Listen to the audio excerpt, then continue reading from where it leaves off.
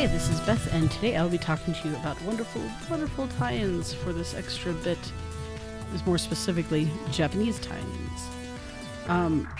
Now, I'm more a Persona person. I've kind of dropped out of Final Fantasy, but they're going to fucking town apparently. This is kind of cool.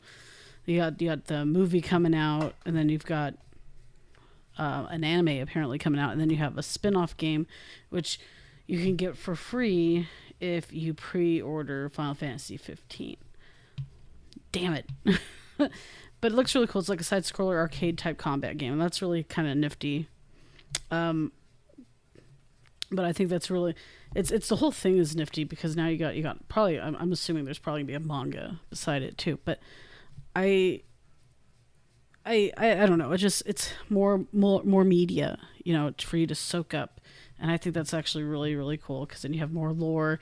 You can kind of, especially if they release like anime and manga before they release the game, it can get you some of that lore beforehand, so you know what you're getting into, and kind of gets you immersed in the world. And that's something that doesn't happen much unless you're going for Japanese like role playing games like Final Fantasy. And for me, and you guys fucking know me, I love Persona, and they do it for Persona 3, 4, and now 5. I don't know if they have a manga for 5, but I know they have a manga for 3 and 4, along with anime. And the animes are great. I can't recall off the top of my head if they were released at the same time or beforehand, or even after. But I think 3 and 4 kind of go hand in hand with the game itself. So that's really, really cool because it's like I've played some of the game, and I believe I read the manga, and it was kind of, like I said, hand in hand, and it went with it, and it was really cool just seeing it expressed through a paper media instead of a video game, because you have more things that you wouldn't get a chance to explore, especially in Persona, because it's basically, as a friend of mine said, it's just pretty much a school simulator with a little bit of dungeoneering. So you get more dynamic with characters. You get like backgrounds that you wouldn't normally get in a game. That's probably the coolest thing ever. Now I know with 15 they're also getting a movie, which apparently I'm assuming, I don't know much about it because I haven't been keeping up with 15. But this beat 'em up, I don't think has anything story wise. It's just something to fucking do or play alongside or whatever. The movie, so that's really cool. They're doing a movie, but it's like the movie called Kingsglaive is going to be released prior to the games, so sometime this month I'm assuming that they're going to release the movie. So that's more lore building, world building, all sorts of shit that you won't, I like that because, it does cost, it will cost you more money in the long run because, oh, well, I got to get this, but, if you're not into that, and you don't have to actually do that. So you have this option of becoming fully immersed and just enjoying extra bits that you wouldn't have been able to get to. Like seeing a movie or watching the anime or reading manga, shit like that, or playing some of the little mini games that they've added for tie-ins don't really make any real sense. Like, I know this has nothing to do with Japanese games, but I know Fable had that pub game thing that you could do before the release, and you could play pub games and get additional items for your character and crap like that, which was also really, really nifty if you're into just collecting shit pre-hand and want to get into it, but not like a full lore way. So I mean, it's just a really nifty thing that I think that Japan is doing a little bit, a little bit more fully, I think, than like the American or French. I think because Molyneux. Sorry, Polly. My brain is elsewhere today, but no, it's a really good idea, honestly. I just wish more people would do it. I know, like The Witcher, again, completely different nation, I know, but they did something good. They based the game off the books, and that's really kind of nifty. So it's kind of, the game is a tie-in of a book, basically, I think, if I remember correctly. So it's like the reverse thing, but you get all this stuff it's just insane. Like, you could get all this information, especially if you're really into it. Like I said, with me and Persona, like I read the manga, I watched the anime more than once, actually. Even with Persona 4, I watched the anime even without finishing the game. So,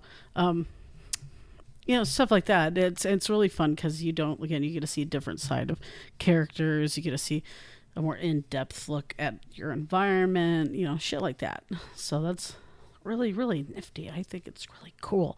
I'm a huge nerd for immersion for the most part.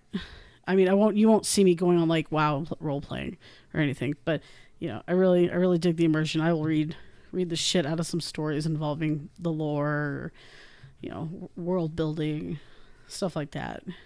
So, I mean, if you're really into that, that's a really good thing to check out. You gotta go explore all angles, and some of these companies like Square and Atlus, definitely Atlus, do a really good job at it.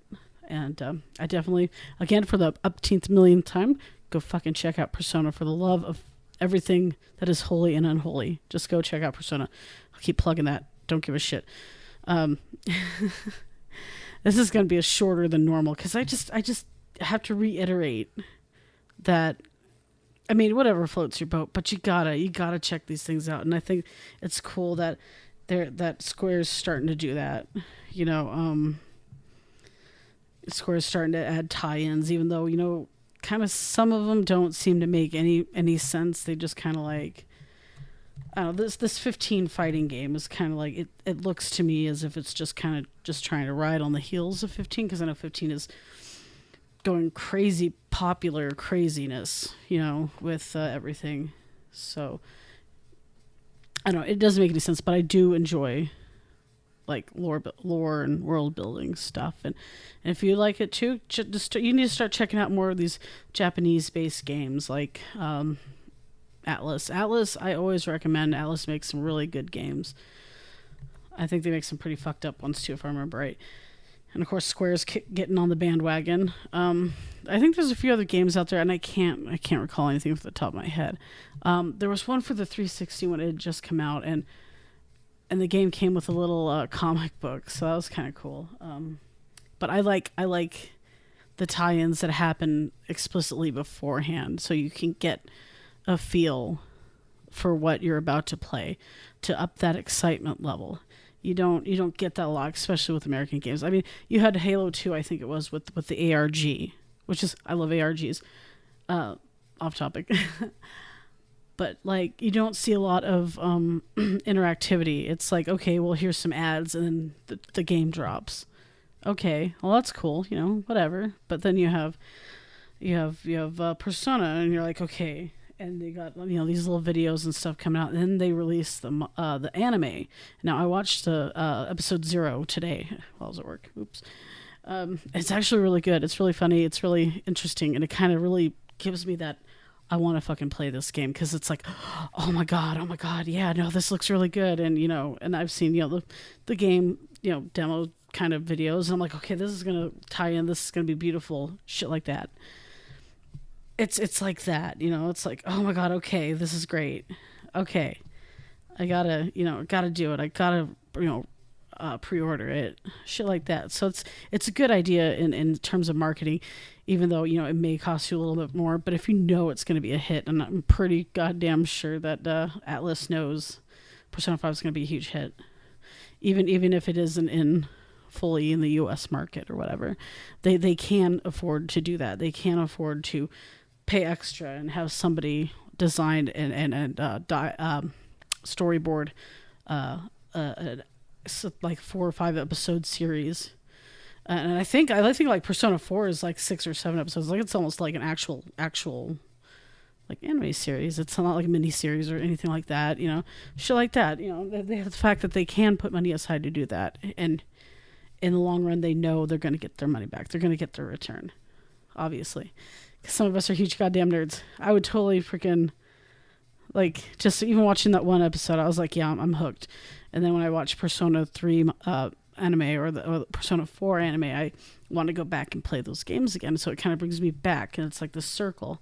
So that's always cool. Anyway, I've ranted on long enough, and again, it's my love of Persona that gets me going. I'm going to leave it here for today. I hope you guys enjoyed, and check out the tie-ins. I think Crunchyroll has the first episode of Persona 5, so if you have Crunchyroll, check it out. If you want to listen to us and our older stuff or our podcasts or whatever floats your boat, you can always go to pauseyourgame.com. We're on everything and everything now at this point. I still haven't made that list, and I'm running over. So it was nice having you guys listen, and I hope you enjoyed, and I'll talk to you guys probably on Monday. Bye.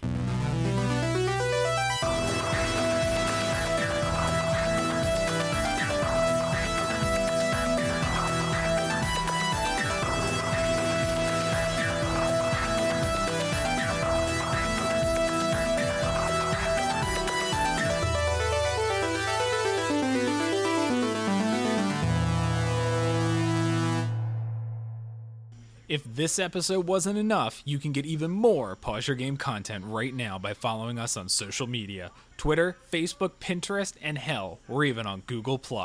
Just search for Pause Your Game and follow or like us today to get even more content throughout your day. And if you want to support the show, make your next game purchase at Amazon through our link, pauseyourgame.com/Amazon, and a portion of your sale will go towards us, helping us not only make more, but better content as well. We hope you enjoyed this episode and look forward to you listening next time.